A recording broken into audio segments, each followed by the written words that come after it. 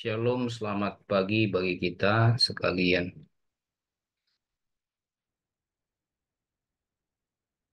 Salah satu pertanyaan di antara orang Kristen masa kini dan sesungguhnya di masa-masa gereja awal pun, kapan Yesus datang kembali? Saya ingat lagu ketika saya masih remaja di gereja suka dinyanyikan. Kapan Yesus kembali? Kapan Yesus kembali ke dalam dunia ini? Sungguh tak lama lagi. Itu nyanyian yang dinyanyikan kelompok gereja aliran-aliran Pentakosta yang sangat rindu menantikan datangnya Kristus Yesus kali kedua. Saudara, rupanya ketika Yesus melayani di awal datangannya yang pertama itu, sebelum dia berkorban di kayu salib, sebelum dia kemudian mati dan bangkit, ternyata pertanyaan sejenis sudah ditanyakan oleh para murid. Sudah ditanyakan. Di sini saya memasukkan ayatnya, Matius pasal 24. Saya bacalah sekiranya hanya ayat tertentu ya. Ayat 3 misalnya saya baca. Ketika Yesus duduk di atas bukit Zaitun, datanglah murid-muridnya kepadanya untuk bercakap-cakap sendirian dengan dia, kata mereka. Katakanlah kepada kami, bila manakah itu akan terjadi? Dan apakah tanda kedatanganmu dan tanda kesudahan dunia? Ini pertanyaan murid-murid waktu itu. Matius pasal 24. Kalau kita ikuti secara kronologis, berarti pasal pasal 24 adalah hari-hari terakhir sebelum Tuhan Yesus menyerahkan dirinya menjadi korban di kayu salib. Di Alkitab LAI diberikan bagian ini pasal 24 sampai pasal 25 adalah khotbah tentang akhir zaman. Yesus waktu itu rupanya bicara bahwa akan terjadi bait Allah itu akan diruntuhkan. Batu-batunya akan diratakan dengan tanah. Matius pasal 24 ayat 1 sampai 2. Bait Allah akan diruntuhkan. Maka rupanya pernyataan Tuhan Yesus tentang keruntuhan bait Allah sekonyong-konyong mengajak para murid berpikir bahwa itu pastilah tentang kesudahan zaman. Pernyataan Yesus bahwa bait Allah akan diruntuhkan dengan sendirinya mengajak murid-murid berpikir tentang akhir zaman. Sehingga tanggapan murid-murid memang langsung ke situ. Kapan itu Tuhan? Kapan kesudahannya zaman itu Tuhan? Kapan kedatanganmu itu? Bait Allah diruntuhkan berarti kan lambang kerohanian spiritualitas orang Yahudi diruntuhkan. Sejak perjanjian lama kita mengetahui bahwa simbol keagamaan orang Yahudi adalah gambaran kemakmuran dan gambaran bahwa Tuhan Allah berkenan kepada mereka. Mulai dari kemah pertemuan, lalu tabut perjanjian, kemudian bait Tuhan, bait Allah yang dibangun Salomo. Tanda bahwa Tuhan Allah berkenan memberkati. Dan ketika itu diizinkan untuk diruntuhkan, sama seperti zamannya Babel menghancurkan Yehuda dan kehancuran bait Allah, itu adalah pertanda bahwa Tuhan tidak berkenan, bahwa Tuhan mau menghukum Israel. Dan ketika Tuhan Yesus menyatakan bait Allah yang dilihat oleh para murid akan diruntuhkan, yang terbersit dalam pikiran mereka adalah kesudahan dunia. Murid-murid sudah menanyakan soal kesudahan dunia.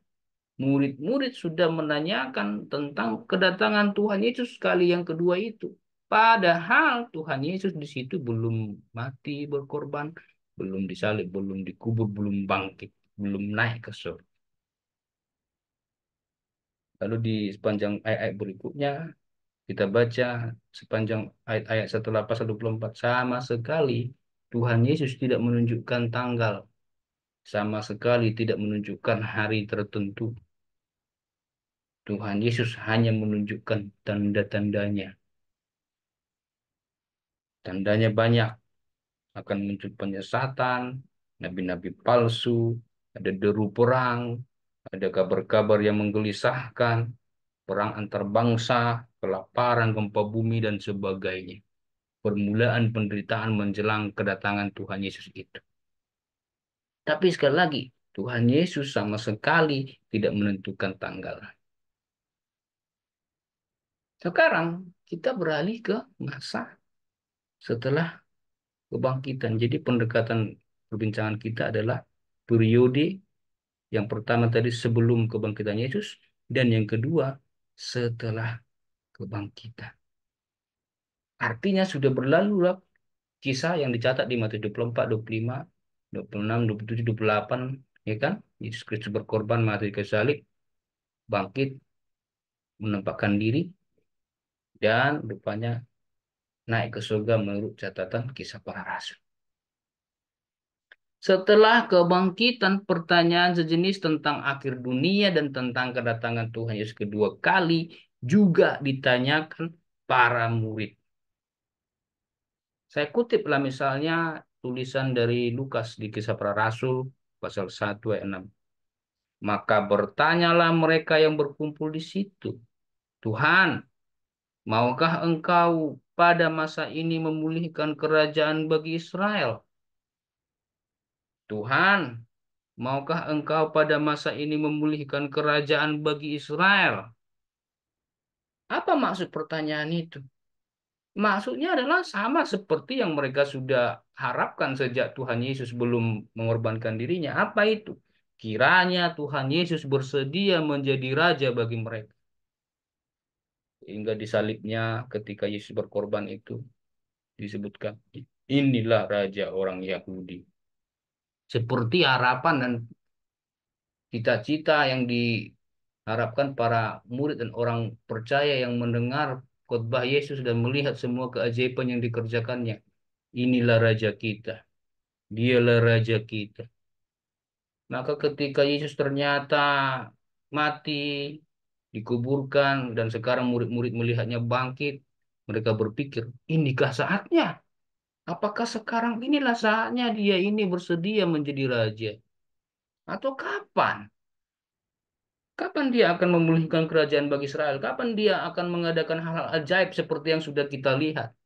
Bayangkanlah ketika mereka melihat Yesus menghidupkan orang mati. Bayangkanlah ketika mereka melihat Yesus menyembuhkan orang sakit kusta, yang bisu berbicara, yang buta melihat, yang tuli mendengar. Bayangkanlah ketika terjadi mujizat berjalan di atas air. Lalu mereka mengingat bagaimana mereka menjala tidak dapat ikan ketika Tuhan Yesus suruh menebarkan dapat. Bagaimana Tuhan mengadakan roti yang banyak dari roti yang sedikit.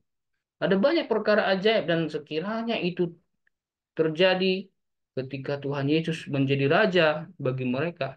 Betapa tidak pulihnya kerajaan Israel. Rajanya ajaib, rajanya mengadakan perkara-perkara hebat. Tetapi apakah yang diharapkan para murid terjadi? Seperti itukah terjadi? Betulkah Yesus akan menyatakan diri sebagai raja pada saat itu?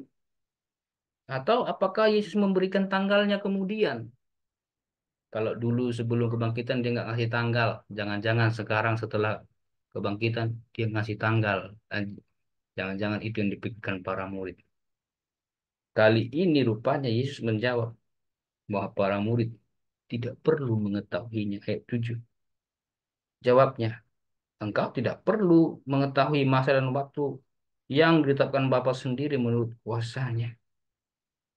Hei para murid, kalian ini tidak perlulah tahu soal itu. Kamu tidak usah pusing soal tanggal. Nampaknya kamu itu memang tidak perlu tahu dan sebaiknya tidak tahu.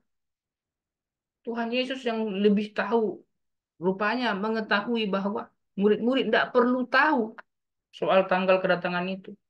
Ada banyak tafsiran soal itu. Kenapa murid-murid tidak perlu tahu? Ya paling tidak. Kalau murid tahu kan ketakutan itu akan selalu menyerangnya. Ketika seseorang tahu tanggal kematiannya, jangan-jangan dia akan dihantui ketakutan. Waduh, tinggal berapa hari lagi, tinggal berapa menit lagi, tinggal berapa detik lagi. Minimal itu yang dapat kita pikirkan secara logika. Tetapi yang dicatat di Alkitab jelas. Setiap murid tidak perlu tahu tanggal itu. Tidak perlu tahu kapan harinya. Yang perlu kita ketahui dengan pasti adalah Yesus Kristus Tuhan Allah kita pasti akan datang kembali. Yesus Kristus satu-satunya juru selamat dunia pasti akan datang kembali. Untuk itulah kita harus menantikan dengan berjaga-jaga dan tetap bekerja. Dalam penantian akan kedatangan Tuhan Yesus Kristus yang tidak kita ketahui tanggalnya itu, disitulah justru kita penantian, menantikan dengan sabar, nantikan dengan setia. Meskipun kita tidak tahu jamnya, tidak tahu harinya, disitulah justru Tuhan Yesus berkata, kepastian itu ada, yaitu apa? Aku pasti datang. Tetapi kamu perlu bersedia, sadar, berjaga-jaga, tetap bekerja setia dalam penantian. Sampai waktu itu tiba, sampai Yesus datang kembali. Puji Tuhan.